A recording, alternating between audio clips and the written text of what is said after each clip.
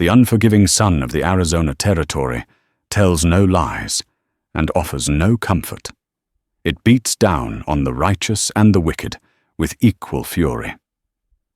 For 16-year-old Eliza May Thompson, its heat was the forge upon which her life was broken. The last words she ever heard from her father, Jedodiah Thompson, were not of love, but of damnation hissed through cracked lips as he left her to be reclaimed by the dust. This isn't just a tale of survival against the elements. It's the true, harrowing story of a daughter abandoned a spirit that refused to break, and an unlikely rescue that would ignite a war between two worlds, all for the soul of one frontier girl. The year was 1878, and the air in the mining camp of Scorpion's Jaw was thick with desperation, and the fine red dust that coated everything tongues, lungs, and dreams. Scorpion's Jaw wasn't a town. It was a prayer whispered into a desolate canyon, a collection of tattered canvas and hastily erected wooden shacks clinging to the side of a sun-scorched mesa. Men came here chasing whispers of silver, their eyes glittering with a fever that burned hotter than the midday sun. One of those men was Jedodiah Thompson. Jedodiah was a man hollowed out by grief and filled back up with greed. 2 years prior, Martha, his wife, and Eliza's mother had been taken by a swift and merciless cholera outbreak. Jedodiah had watched the light leave his wife's eyes, and in doing so had extinguished his own. All he had left was a singular consuming obsession to pull a fortune from the unforgiving earth. He believed the world owed him, and he intended to collect. His daughter Eliza May was a constant, unwelcome reminder of that debt. At 16, she had her mother's gentle eyes, and her mother's quiet resilience qualities Jedodiah now viewed as weaknesses. To him, she was not a daughter to be cherished, but a burden to be fed, another mouth consuming resources that could be better spent on blasting powder and steel pickaxes. He rarely spoke to her, and when he did, his words were like stones, hard, heavy, and meant to wound. Their days were a grueling routine. Before the sun had even crested the jagged peaks of the Chusca Mountains to the east, Eliza would be up tending the small fire, preparing a meager breakfast of hard tack and bitter coffee. Then she would spend the day mending her father's torn clothes, fetching water from the brackish, half-dry creek, and listening to the rhythmic, maddening clink, clink, clink of his pickaxe against the rock face of their claim. The other prospectors' men, like old Silas Blackwood or the gruff Callan brothers, largely left them alone.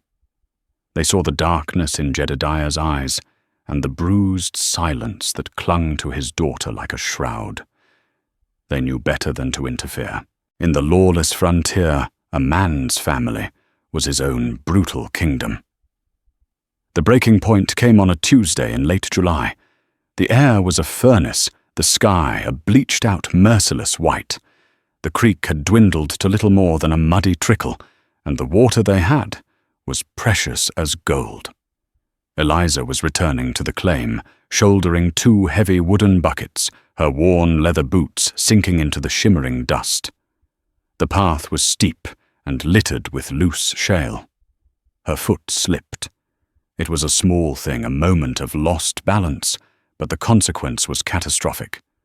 One of the buckets tipped, and a gallon of their carefully rationed water vanished into the thirsty ground, leaving a dark, fleeting stain. Panic seized her. She scrambled to right the other bucket, her heart hammering against her ribs. She knew what was coming.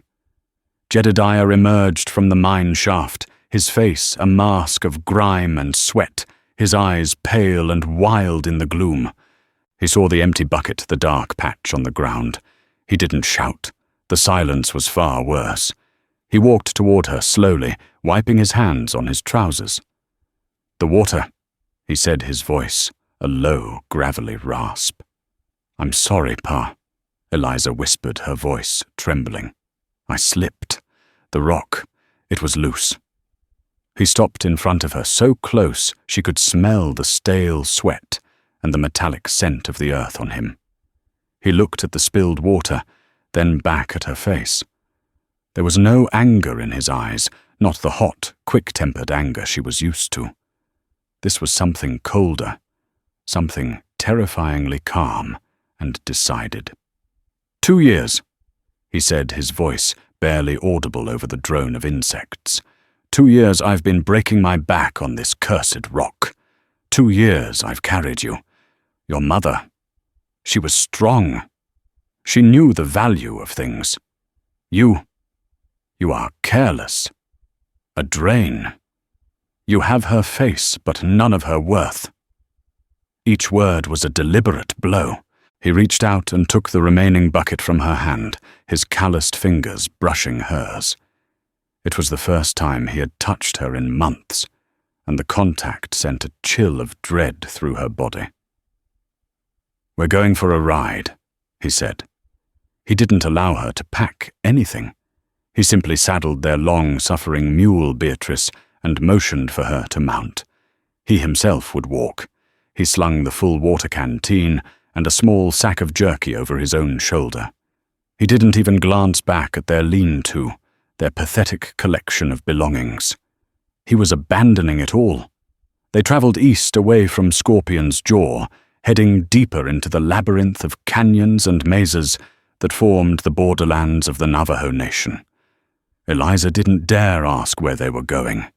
The silence stretched, broken only by the plodding hoofbeats of the mule and the crunch of Jedodiah's boots on the gravelly terrain. The sun began its slow descent, painting the sky in fiery strokes of orange and purple. The beauty of it was a cruel joke. After what felt like an eternity, as the last light bled from the sky and the first stars began to prick the velvet darkness, Jedodiah stopped. They were in a small box canyon, a dead end walled in by sheer cliffs of red sandstone. It was a place of profound and absolute stillness. "Get down," he commanded. Eliza slid from Beatrice's back, her legs shaky. Jedodiah untied the canteen from his shoulder. He took a long drink, then held it out to her. Thinking it an offering, a small act of mercy, she reached for it. He pulled it back. "This is a place where things are proven, Eliza May," he said, his voice echoing slightly in the enclosed space. "The earth decides who is strong enough to take from it.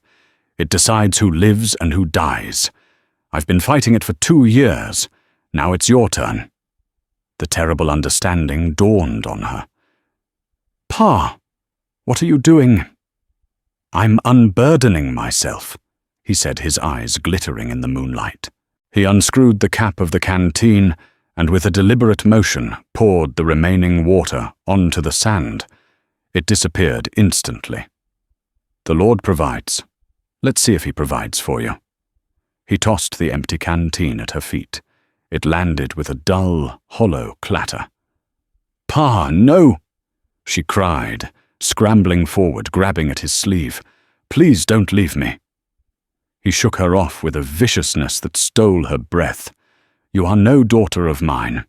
You are a ghost, a reminder of everything I've lost. My luck will turn once you're gone." He grabbed Beatrice's reins and turned to leave. Eliza's pleas turned to desperate sobs, echoing off the canyon walls. She ran after him, but he didn't even look back. He just kept walking, a dark silhouette against the star-dusted sky, leading the mule out of the canyon entrance. The sound of his footsteps faded, replaced by the chirping of crickets and the frantic, terrified beating of her own heart. She was alone, 16 years old, with no water, no food and no shelter, abandoned in the heart of a wilderness that had swallowed countless souls stronger than her. The last words of her father were not a goodbye, but a curse, leaving her to be judged by the silent, indifferent stones. The first night was a blur of disbelief and terror. Eliza huddled at the base of a sandstone cliff, wrapping her arms around her knees, trying to make herself as small as possible. Every snap of a twig, every rustle of a bush sent a fresh wave of panic through her. She imagined mountain lions, with eyes like embers, coiled rattlesnakes hidden in the shadows, and worse, the spirits the old prospectors sometimes whispered about the ones who haunted these canyons. But her greatest fear was not of what might find her, but of what had left her. Her father's face, cold and resolute, was seared into her mind. When dawn broke, it brought no comfort, only a dry, oppressive heat that settled over the canyon like a shroud. Thirst, a dull ache at the back of her throat the night before, had become a sharp, demanding claw. She knew from a lifetime on the frontier the brutal calculus of survival. Water was life. Without it, her time was measured in hours, not days. She remembered her mother, Martha, a woman who seemed to know the secrets of the earth. Martha had taught her about plants, which ones could be eaten, which ones held a drop of moisture, which ones were poison. With a flicker of hope, Eliza began to search the canyon floor. She found scrawny, sun-baked creosote bushes and prickly pear cactus, their pads thick but guarded by a vicious armament of spines. She tried to break one open with a sharp rock, but succeeded only in piercing her hands, leaving her with dozens of tiny, irritating needles embedded in her skin. By midday, the sun was directly overhead, a white-hot coin in a vast, empty sky. The sandstone walls of the canyon radiated heat, turning the air into a convection oven. Eliza found a small overhang that offered a sliver of shade and collapsed beneath it. Her tongue felt thick and swollen in her mouth, and her thoughts began to fray at the edges. She thought of the spilled water, a whole gallon swallowed by the sand, an ocean, a lifetime. The memory was a physical torment. If only she hadn't slipped, if only she had been stronger, more careful, if only her father had an ounce of love left in his hollowed-out soul. The second day was a slow descent into delirium. The clawing thirst had become a fire in her throat and belly. Her skin was dry and tight, her lips cracked and bleeding. The world began to warp. The red rock walls seemed to ripple and sway. She saw mirages, shimmering pools of water just at the edge of the canyon that would vanish when she tried to crawl towards them. She began to talk to her mother. Not in her head, but out loud, her voice a dry, rasping croak. "Mama," she whispered to the empty air, "you said the yucca root holds water. I can't find any yucca." She clawed at the dirt with her raw fingers, her mind a jumble of her mother's lessons and feverish hallucinations. A lone turkey vulture began to circle high above a patient dark speck against the blinding blue. It knew. The desert creatures were masters of waiting. Eliza watched it, a strange sense of calm settling over her. She was a part of the cycle now. She was the fallen deer, the dying coyote. Soon she would return to the dust from which she came. Her memories became more vivid, more real than the burning canyon around her. She remembered her mother's hands, kneading dough for bread, the scent of flour and yeast filling their small cabin back in Missouri before the silver fever had taken hold of her father. She remembered her mother singing a soft lullaby, her voice a balm against the fears of the night. These memories were both a comfort and an agony, a reminder of a life that was now as distant and unattainable as the stars. On the third morning, she could no longer stand. She lay in her sliver of shade, her breathing shallow. The vulture was lower now, its circles tighter. She could almost make out the red, featherless skin of its head. She felt no fear of it, only a dull resignation. Her mind drifted. She was no longer Eliza May Thompson. She was a whisper of wind, a mote of dust, a fading echo. She thought in a moment of startling clarity that this must be what dying felt like. Not a violent tear, but a gentle unraveling. The world softened at the edges, the sharp pain of thirst receded into a dull, distant hum. She closed her eyes. She didn't hear the soft footfalls. She didn't sense the presence that now stood over her, blocking the harsh sun. Her world had already gone dark. She was adrift in a silent black ocean, and she was finally, blessedly sinking. Kea moved through the canyons with a quiet grace that made him seem a part of the land itself. He was Diné, a man of the people, and this land, this Diné Bikea, was his home. Its moods were his moods. Its secrets were his knowledge. He was not old, perhaps 30 summers, but his eyes held the deep, steady calm of a man who had seen much and understood more. His face was lean and weathered, framed by long black hair, tied back with a simple leather cord. He was not looking for anyone. He was checking his snares, his path guided by an intuition honed over a lifetime of walking these lands. He moved with a purpose that was both relaxed and alert, his gaze sweeping over the landscape, reading the subtle signs, the track of a coyote, the scrape of a lizard on a rock, the turn of a leaf in the faint breeze. It was a flicker of color that caught his eye, something that did not belong. A patch of faded blue calico, the color of the sky after a rainstorm, crumpled at the base of a sandstone bluff. It was out of place, a discordant note in the earth-toned symphony of the canyon. Curiosity tinged with a deep-seated caution guided his steps. He approached soundlessly his moccasins, making no purchase on the gravel. As he drew closer, the patch of blue resolved into the shape of a person. A girl. A Bilagaana. A white person. She was lying unnaturally still, one arm flung out, as if reaching for something. A turkey vulture disturbed by his approach gave a harsh squawk and flapped its heavy wings, rising into the air. Kea stood over her for a long moment, his expression unreadable. He had seen death in the desert many times. It had a distinct and final stillness. This was different. He knelt, his movements fluid and unhurried, and gently placed 2 fingers on the side of her neck. He felt it. A pulse. Faint, thready, a tiny, stubborn drumbeat of life, refusing to fall silent. Her condition was dire. Her lips were black and split, her skin had the dry, papery texture of a shed snake skin, and her face was gaunt, the sharp angles of her bones pushing against the flesh. He knew the signs of severe dehydration. She was on the very precipice of death. From a leather pouch at his belt, he took a small, tightly woven water basket. It was a precious thing sealed with pinon pine pitch to make it watertight. He uncapped it and poured a few drops of water onto his fingers, then gently moistened the girl's cracked lips. He repeated the process, a slow, patient ritual. To give her too much at once would shock her system and could kill her. Her eyelids fluttered.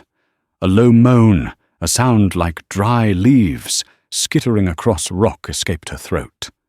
Kea continued his work, dabbing water onto her lips, her temples.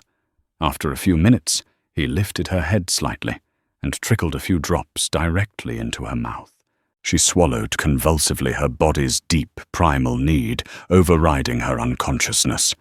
He looked around the small canyon. He saw the single set of tracks leading in those of the girl and a mule, and another set a man's heavy boots leading out. Alone. He saw the discarded canteen lying in the dust. The story was there to be read in the sand, and it was a story of brutal cruelty. He had seen the harshness of the white settlers, their greed for the yellow iron that drove them to madness, their casual disregard for life, even the lives of their own. He knew he had a choice. He could leave her. She was not of his people. Her kind had brought nothing but sorrow and conflict to the Diné. Leaving her would be the easy, perhaps even the wise thing to do. The world was a hard place, and the desert did not suffer the weak or the foolish. But then he looked at her face again. She was just a girl, little more than a child. He saw not a Bilagayana, but a human being brought to the edge of the void by a betrayal he could scarcely comprehend. His own wife and young son had been taken by the coughing sickness the soldiers had brought to Fort Sumner years ago. He knew the shape of loss, the hollow ache of a world emptied of a loved one. His traditions, the teachings of the elders, spoke of peace, kinship, and the responsibility to care for others. To leave her here would be to abandon a piece of his own spirit. With a resolve that settled deep in his bones, he made his decision. He carefully poured a little more water into her mouth before replacing the cap on his basket. Then, with a strength that belied his lean frame, he gathered the girl into his arms. She was terrifyingly light, a bundle of bones and dry skin. He carried her to his horse, a sturdy pinto pony that waited patiently and gently draped her over the saddle. He began the slow, careful journey back to his home, a lone rider, leading a horse with its precious, unconscious cargo, moving away from the place of death and toward the promise of life. Eliza May Thompson, lost to the world, floated in a dim twilight, unaware that she had been found, unaware that her story, which she believed had ended, was only just beginning. Eliza woke in pieces. Her first sensation was not of sight or sound, but of a profound softness beneath her. It was not the hard, unyielding earth of the canyon. It was wool thick and comforting.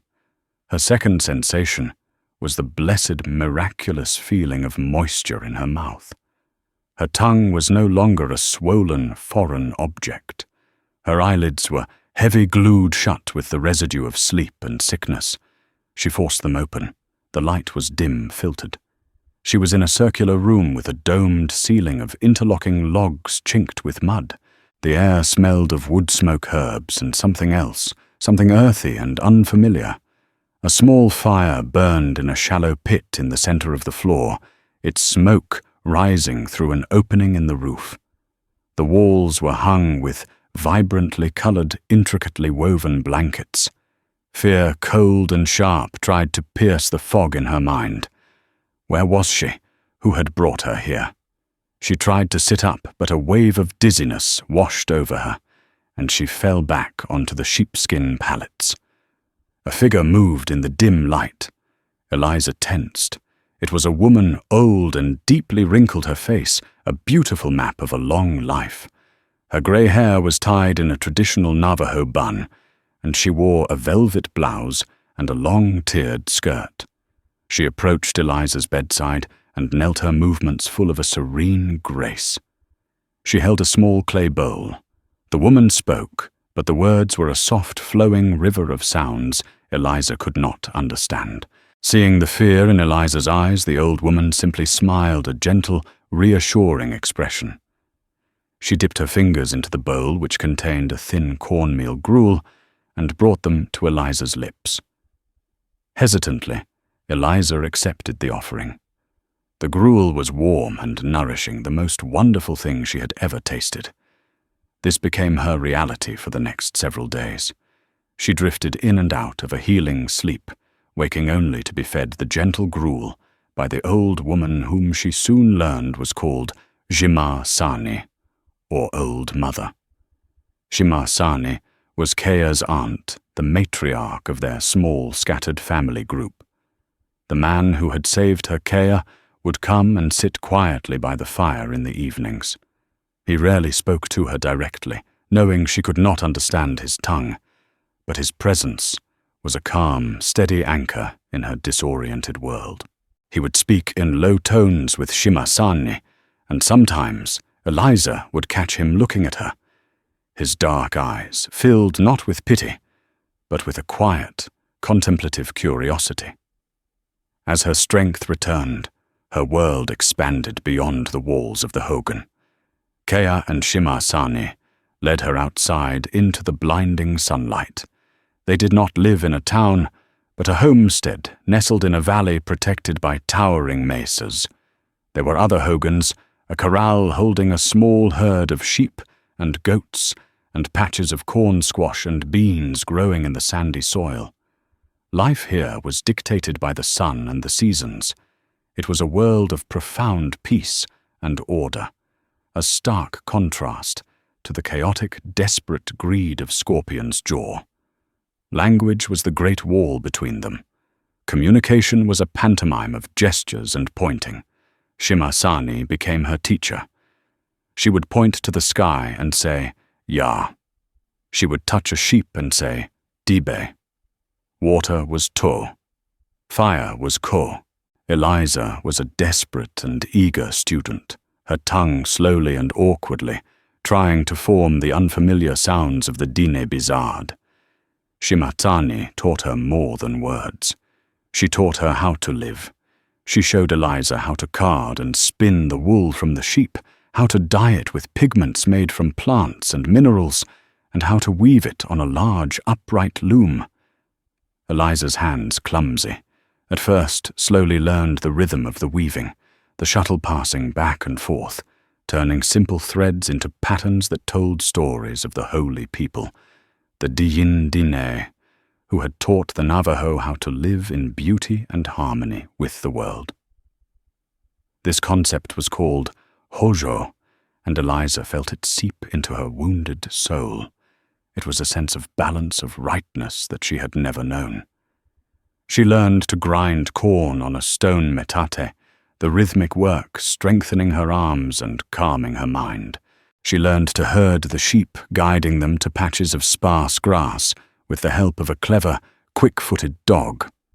She learned which plants were medicine, which could be eaten, and which were sacred.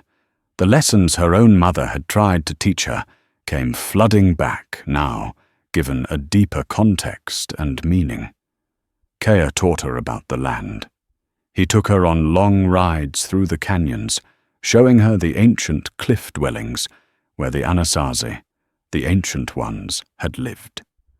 He taught her how to read the tracks of animals, how to find water, and how to move silently through the brush.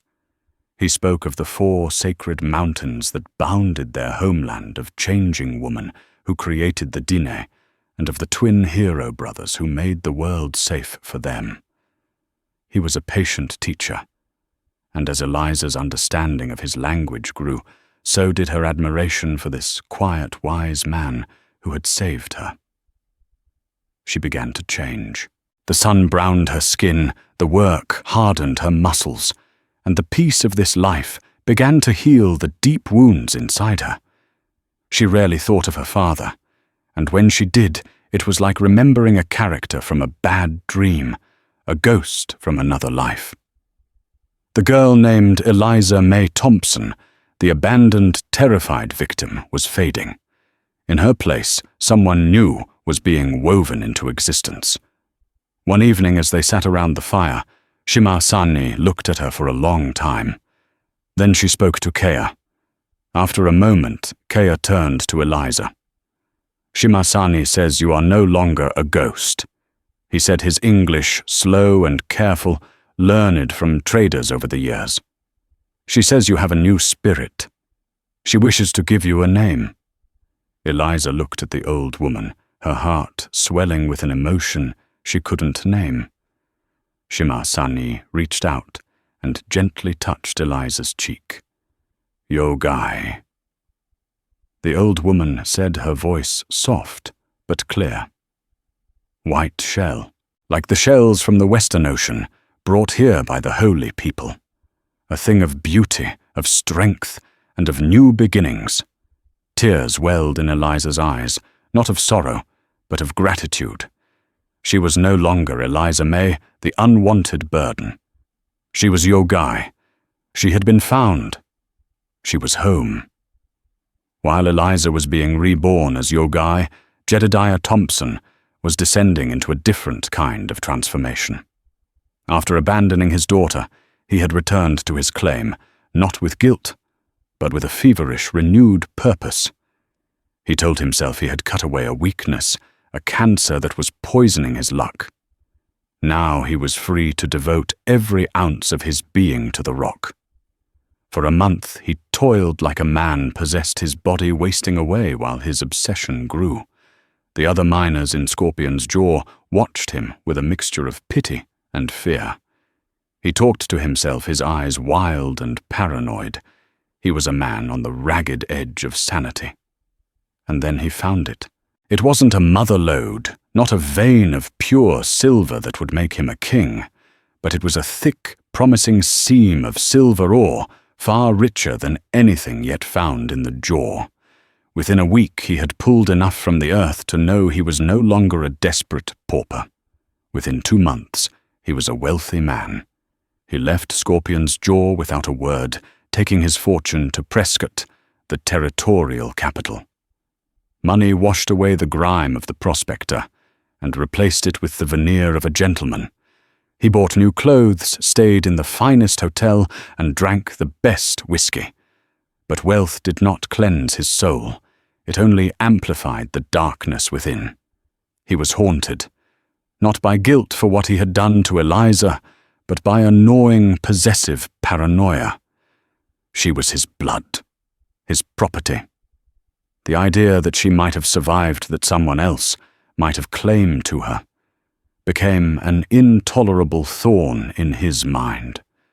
Rumors travel fast in the territory, carried by traders, trappers, and soldiers. They are whispers on the wind, stories told over campfires and saloon bars. A few months after Jedodiah struck it rich, a new rumor began to circulate. A trader making his way back from the Navajo lands spoke of a strange sight, a young white girl living with the Dine near the Chuska Mountains. A girl with her mother's eyes, some said, who moved and spoke as if she were one of them. The rumor eventually found its way to Prescott and into the whiskey-soaked ear of Jedodiah Thompson. The news struck him, not with relief, but with a cold, possessive rage. His daughter, his property, was living among savages. It was an affront to his name, a stain on his newfound status. She was a loose end, a testament to an act he wanted, buried and forgotten. He had to get her back.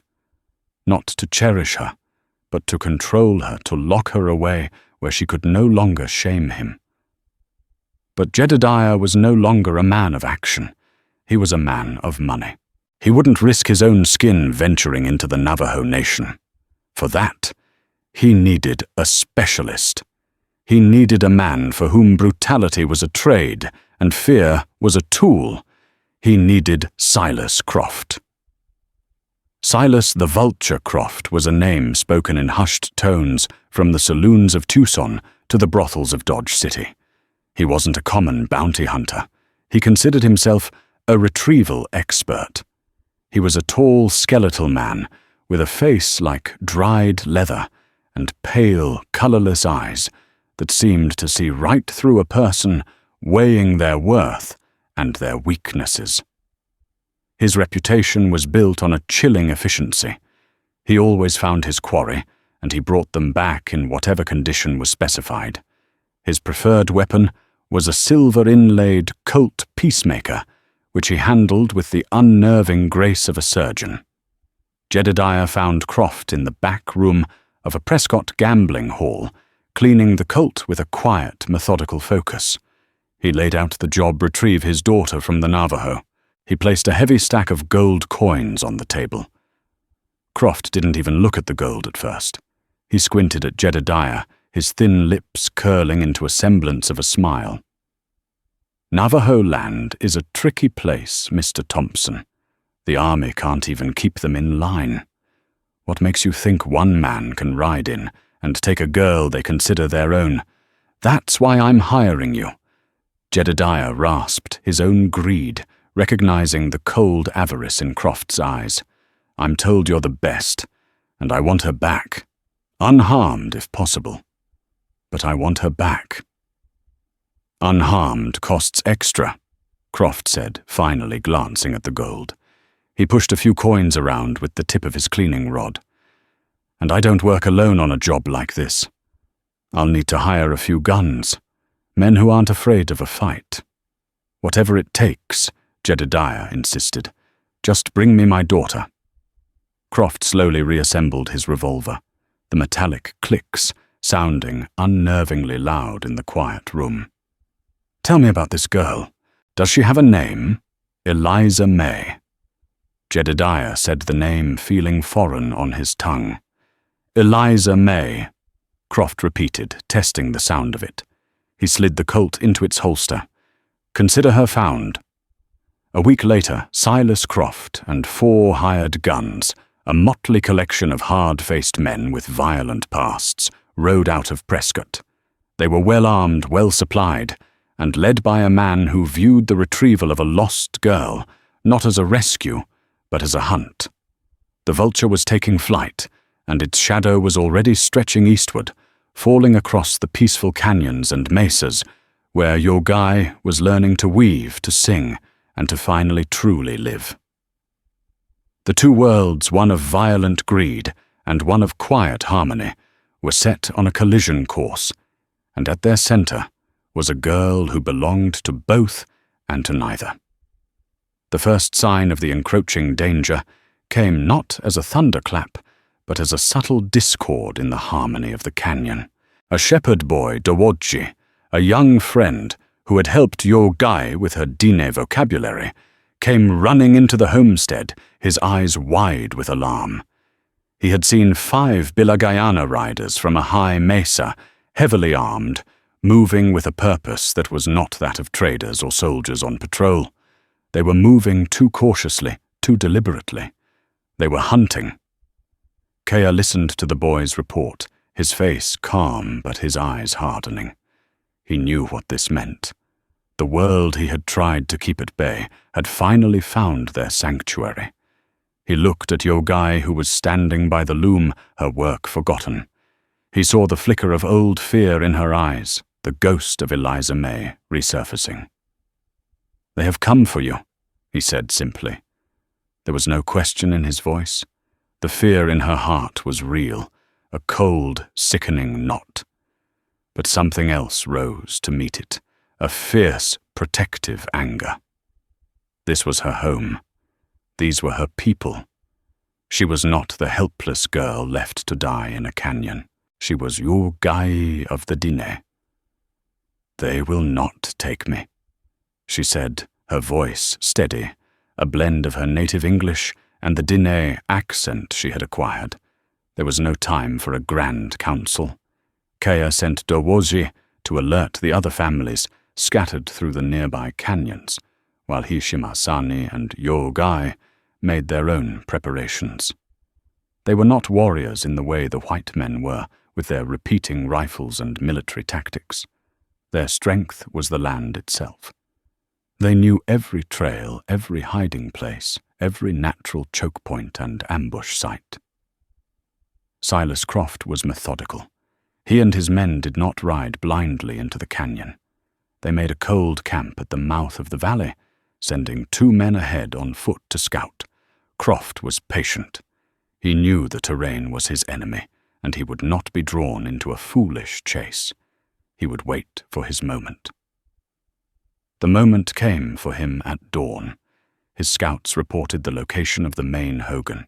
His plan was simple and brutal, a swift, overwhelming assault. Ride in, grab the girl, and ride out before any organized resistance could be mounted. But Kea had anticipated this. Yogai and 2 of his cousins were not waiting in the hogan. They were hidden in the rocks, high above the trail leading to their homestead. They had their bows and a few old rifles, but their greatest weapon was surprise. As Croft and his men rode single file into the narrow part of the canyon, the morning sun at their backs, an arrow hissed out of the silence and buried itself in the chest of the lead rider. The man grunted, a look of shocked disbelief on his face, before toppling from his horse. Chaos erupted. The riders spurred their horses, trying to find cover, firing their rifles wildly at the canyon walls. Another shot, this one from a rifle, cracked the morning air, and another of Croft's men cried out, clutching a shattered shoulder. "Up there!" Croft yelled, his voice cutting through the panic. He had seen the puff of smoke. He was terrifyingly calm under fire, dismounting and taking cover behind a boulder, his silver inlaid Colt appearing in his hand as if by magic. Flush them out. The fight became a deadly game of cat and mouse among the rocks. Kea and his cousins were masters of this kind of fighting, moving from cover to cover their shots, precise and sparing. They were not trying to annihilate the attackers, but to drive them back to break their will. Yogai was not a fighter, but she was a survivor. Kea had positioned her further back, tasking her with creating a diversion. Using the skills he had taught her, she dislodged a precariously balanced pile of rocks at the top of a scree slope. With a deafening roar, a cascade of stone and dust tumbled down the canyon side, cutting off Croft's path of retreat and spooking the horses. Croft was pinned down, 2 of his men dead or wounded, the others terrified. He was a hunter, but he had walked into a nest of wolves. He cursed Jedodiah Thompson and the gold that had brought him here. But Silas Croft didn't retreat. It wasn't in his nature. He spotted a less guarded path up the rocks, a way to flank his unseen assailants. He motioned to his one remaining able-bodied man, a brute named Jensen. With me. While Kea and his cousins focused on the main threat below, Croft and Jensen scrambled up the rocks, moving with surprising speed. They emerged on a ledge not 20 yards from Yogai's position. She saw them at the last second. Jensen raised his rifle, a cruel grin on his face. There was nowhere for her to run. Time seemed to slow. She saw the dark bore of the rifle, the man's squinting eye. Then an arrow materialized in Jensen's throat. He gargled, dropping his rifle, and clawed at his neck before collapsing. Kea stood on a rock above them. His bow still taut his face, a mask of grim determination. Now it was just Croft. He didn't flinch at Jensen's death. He raised his Colt and fired at Kea. The shot was fast, but Kea was already moving, dropping behind cover as the bullet sparked off the rock where he had been standing. Croft turned his cold, pale eyes on Yogai. "Eliza May Thompson," he said, his voice a low hiss. "Your father sends his regards. You've caused a lot of trouble." He started walking toward her, raising the silver revolver. This was it, the final confrontation. But the girl who stood before him was not the one he expected. Her fear was gone, replaced by a cold, hard fury. Her eyes were blazing. "My name," she said, her voice ringing with clarity, "is Yogai, and you are not welcome in my home." From the folds of her dress she pulled the heavy stone metat pestle she used for grinding corn. It was her only weapon. As Croft lunged for her, she swung it with all the strength in her arms, connecting solidly with the hand that held the gun. There was a sickening crunch of bone. Croft screamed a raw animal sound of pain, and the silver Colt clattered to the ground. He stared at his mangled hand in disbelief, his mask of cold control finally shattered. Before he could recover, Kea was there, pressing the blade of his hunting knife against Croft's throat. The remaining wounded gunmen below, seeing their leader captured and their escape route blocked, threw down their weapons and surrendered. The battle was over, but as Yogai looked down at the defeated Silas Croft, she knew the war was not. The man who had sent him was still out there, her father. And he would never stop. She had won the day not with a gun, but with her wits, her courage, and the strength she had found in her new life. She had defended her home. Now she would have to face the man who had tried to destroy her first one. The aftermath of the battle was quiet and somber. The 2 dead gunmen were buried in shallow, unmarked graves, far from the homestead. It was not good to have the restless spirits of violent men near their homes. The wounded were treated with a detached mercy by Sanani, who bound their wounds with herbal poultices before Kea and his cousins tied them securely. Silas Croft sat apart, his shattered hand crudely splintered, his pale eyes burning with a silent, impotent fury. He refused all aid and all food, nursing his hatred like a dying fire. That evening a council was held in the main hogan. The elders from the neighboring homesteads, alerted by the young shepherd, Dohwoji, had arrived. They sat in a circle around the central fire, their weathered faces grim. Kea recounted the day's events, his voice steady and factual. When he finished, all eyes turned to Yogai. She stood before them, her heart pounding, but her resolve firm. She told them her story, her voice, faltering only when she spoke of her father's final cruel words. She spoke of her abandonment, her rescue, and the new life she had been given among them. The man who sent them, she concluded, her gaze sweeping across the circle of elders, is my father, Jedodiah Thompson. He will not stop. As long as he lives, he will see me as something he owns. He will send more men. He will bring soldiers. He will not allow this shame, as he sees it to exist. Your peace will be broken again and again because of me. An old, respected elder named Hastinyazi spoke, his voice raspy with age. You are one of us now, Yogai. We defended our kin today. We will do so again. But at what cost? Yogai countered, her voice pleading. 2 of your own were wounded. Men died here today. More will die. This is my fight. It began with him, and it must end with him. A radical, dangerous idea had taken root in her mind, born from the fierce clash of her 2 identities.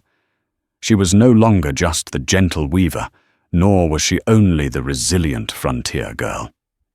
She was both. Let me take these men back to the white man's town. She said the words surprising even herself. Let me face my father. I will use their law against him. This man, she pointed at Croft, is a kidnapper and a murderer. My father hired him. I am the witness. I will see him punished. I will end this not with arrows, but with words, with the truth. The hogan was silent. The elders exchanged long, uncertain looks. It was a bold, unheard-of plan. For Adine, even an adopted one, to willingly go to the white man's town of Prescott and seek justice was to walk into the lion's den. It was Kea who broke the silence. He had been watching Yogai, a look of profound respect in his eyes. She speaks with a strong heart, he said. She walks in 2 worlds. Perhaps she is the only one who can bridge them to find peace. I will go with her. And so it was decided. 2 days later, a strange procession left the canyon. Yogai and Kea leading 4 horses, carrying the 3 bound prisoners, including a sullen and feverish Silas Croft. They traveled for 5 days, a journey fraught with tension. Croft's men were defeated and compliant, but Croft himself remained a venomous presence. They arrived in Prescott looking like apparitions from the wilderness. The sight of a young white woman dressed in Navajo attire, accompanied by a stern-faced Navajo man leading a notorious gunman like Silas Croft, stopped the town in its tracks. Yogai, ignoring the stares and whispers, marched them directly to the office of the territorial marshal, a weary but honest man named Elias Vance. In his dusty office, she told her story once more. Vance listened patiently, his skepticism slowly giving way to belief as she recounted the events with unshakable clarity. Croft's reputation preceded him, and the presence of the man himself, wounded and captured, was powerful evidence. The final piece of the puzzle was Jedodiah Thompson. Marshal Vance sent 2 deputies to the hotel where Jedodiah was staying. They brought him back in cuffs. The confrontation was not the dramatic showdown Yogai had imagined. It was pathetic, When Jedodiah saw her standing there, alive, strong, and flanked by the law, he crumbled. All the bluster and rage drained away, leaving a hollow, terrified old man. He denied everything at first, but under Marshal Vance's pointed questioning and the cold, accusing stare of his daughter, his story unraveled. "She was a curse!" he finally shrieked, his voice cracking. "Everything went wrong after her mother died. She was a weight on me. I had to get free." Yogai looked at the man who was her father. She felt no hatred, no desire for revenge. She felt only a profound and deep pity. He was a man so consumed by his own grief and greed that he had destroyed everything he ever had. He was already in a prison of his own making. In the end, the law did its work. Silas Croft and his men were tried for armed trespass, kidnapping, and murder. Jedodiah Thompson was charged with conspiracy and attempted murder for the act of abandoning his daughter. The gold he had clawed from the earth was spent on lawyers, but it could not buy him his freedom. Yogai did not stay for the trials. Her work was done. As she and Kea prepared to ride out of Prescott, Marshal Vance stopped them. "You're a brave young woman, Miss Thompson," he said. She looked at him, her expression calm and clear. "My name is Yogai." She turned and mounted her horse. She and Kea rode east, leaving the dusty streets and cramped buildings of the white man's world behind them. They rode toward the open spaces, toward the sacred mountains, toward the red rock canyons that were now her home.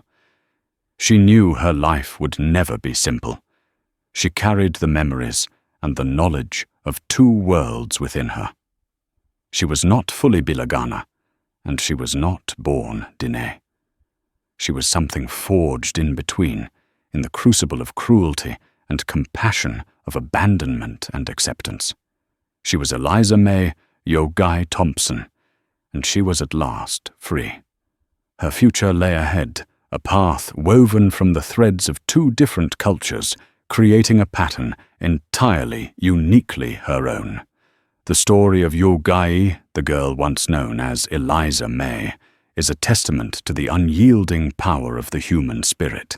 It's a powerful reminder that family is not always the blood we are born with, but the people who find us when we are lost. Her journey from being a victim of profound cruelty to becoming a bridge between two clashing worlds shows us that our identities are not defined by our past, but forged by the choices we make in the face of our greatest trials. If this story of survival courage and finding a home in the most unexpected of places resonated with you, please take a moment to hit the like button.